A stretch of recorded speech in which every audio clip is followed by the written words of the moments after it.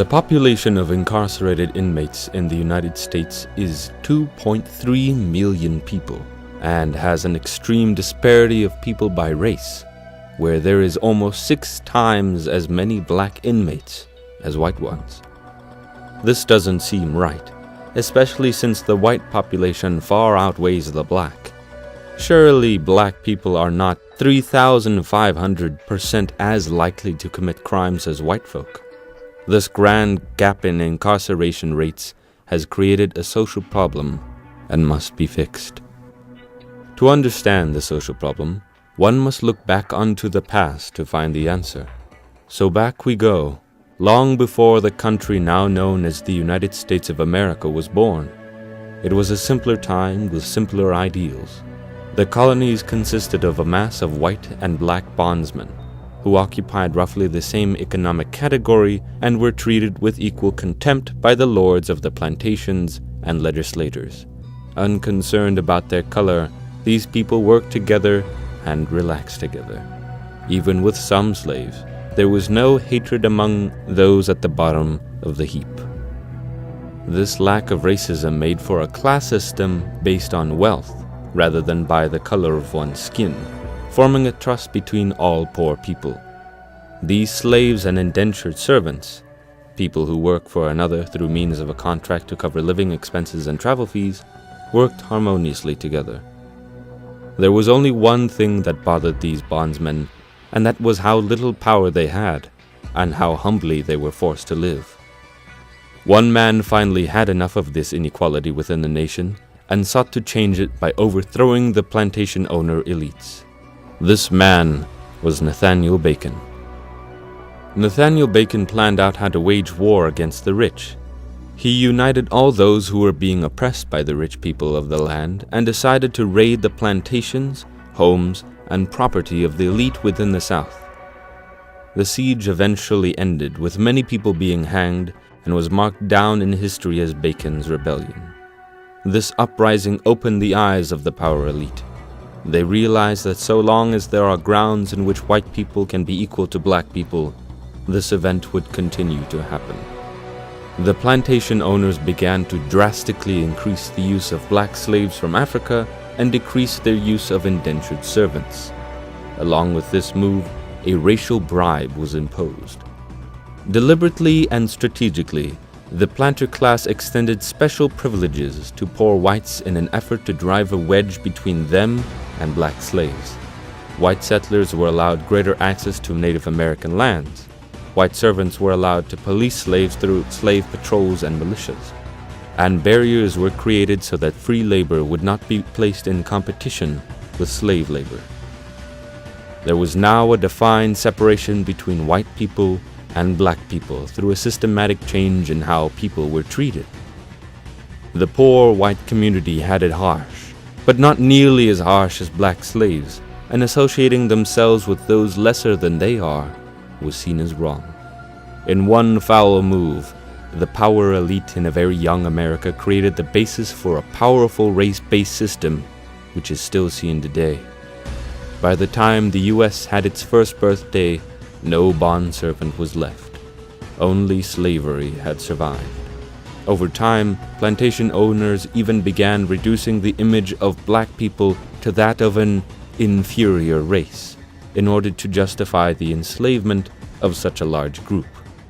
The plantation owners used the classical explanation for racial inferiority, which maintains that group inferiority is the result of flawed genetic and therefore hereditary traits.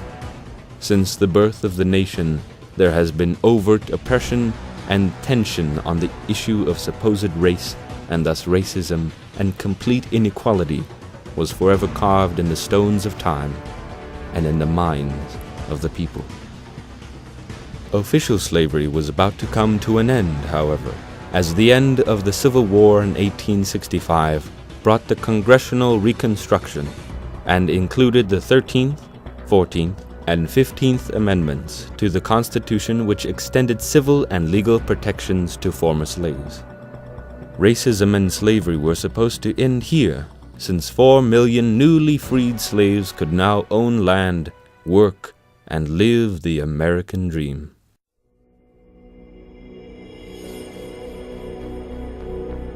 Slavery had the last nail slammed into its coffin, but does that mean that the dominant group is going to stop oppressing the minority group?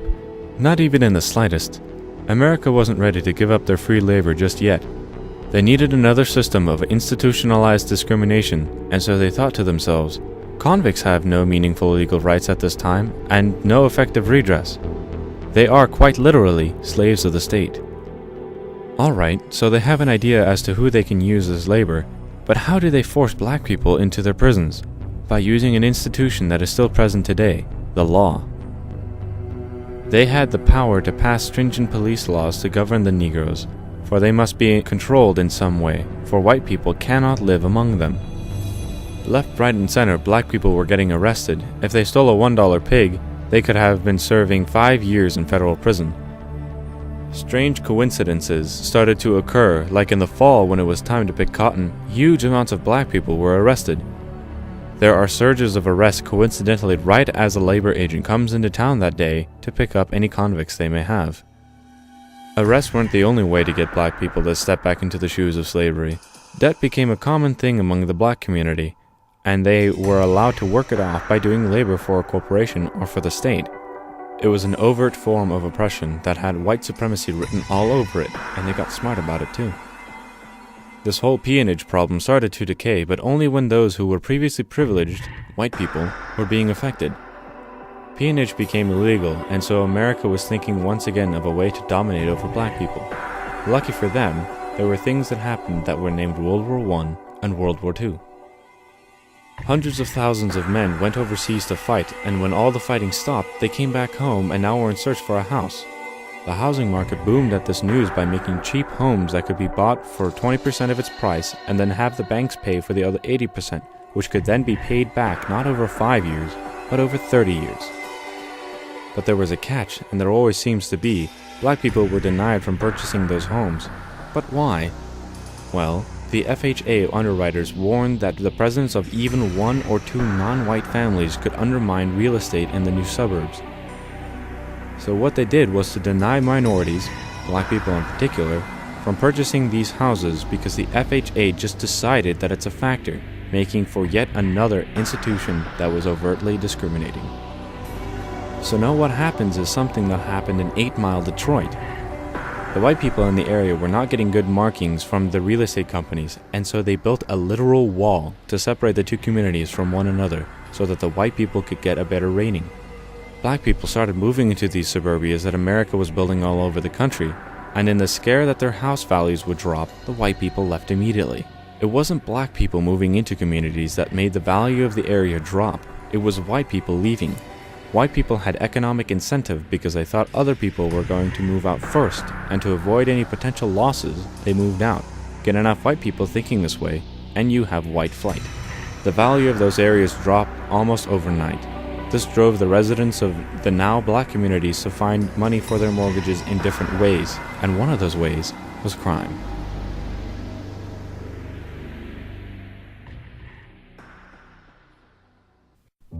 People driven to the point of life and death starvation often turn to crime to survive. In most first world countries, when someone gets to the point of committing a crime, that person will go into rehabilitation, be given a part-time job and a place to stay. Then after a couple months, they are expected to find their own job and a place to stay for themselves. As stated by Monza, the United States is one of the world's strictest nations when it comes to the right to vote to citizens convicted of crimes. A remarkable 5.85 million Americans are forbidden to vote. People are stuck in prison for long enough to develop habits that will negatively affect them for the rest of their lives. Then they are denied their personal rights and jobs. After the housing issue, people of color were forced into living in less valued neighborhoods, and thus had no money to go around. In a state of unhappiness such as that which seems to have no escape, people of all color tend to turn to drugs. Selling drugs in that situation tended to be pretty profitable. Soon thereafter, Nixon announced a war on drugs in 1971, which caused another age of mass incarceration under an egalitarian democratic pretense. Anybody can be a drug user, so people would allegedly be persecuted equally. The war on drugs was just another institutionalized method for racial stratification. Not long after the war on drugs was declared, the Iran-Contra scandal happened, which involved Ricky Ross receiving drugs from Oscar Blandon. Ricky Ross became known as the Walmart of crack. He became so well known, which was not surprising because he had drugs coming in from Blandon who was importing them from all over the world. With the advent of Ricky Ross selling drugs like nobody ever had before, it was easy for the law to crack down on all users. Unfortunately, the law was formed around catching users rather than the dealers through the use of plea bargaining despite the alleged objective of the war on drugs. Historically speaking, people of color in America have been discriminated against systematically ever since Bacon's Rebellion. Since then, they have been individually discriminated against in the Deep South, and since then, racism has become internalized. The system then changed to a so-called equal treatment, which is like giving all people of color a mark, then saying anybody can get the mark, and anybody who does have the mark gets treated with the same discrimination. That mark is a felony. Almost half the people in prison are for drug offenses, which is obviously a reminiscence of the drug war. 35% of prisoners are Hispanic, 37% are black, totaling 72% of the prison population being people of color. While the people of color make up only 22% of the US population, making people of color 327% overrepresented, and if that's not proof of internalized and institutionalized racism, I don't know what is.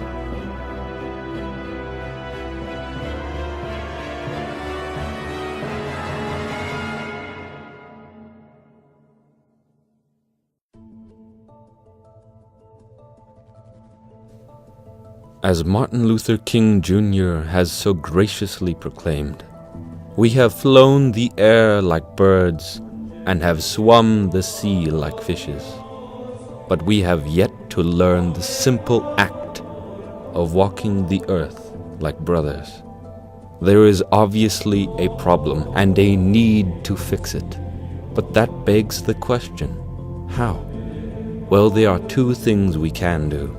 One of the solutions is to push forward the idea of affirmative action to neutralize the damage that has been created from years of oppression and inequality. The career statistics should be reflective of the population statistics, and since it is currently not that way, this should be a good way to get everyone on equal footing. The other method is to change the way that police training works. Police officers have been trained to profile people that they see on the street. So even before they are on duty, they are taught to be racist. For example, most police officers admit that when they see a black male driving a nice car, he's seen as a drug dealer. A white male driving the same car is simply seen as a spoiled brat. By changing the way that police officers are trained, this racially biased form of profiling can be a thing of the past. It will take a while to have these solutions be implemented, but with enough push, with enough people standing up and shouting, "No more!" can we finally learn to walk this earth as brothers and as sisters.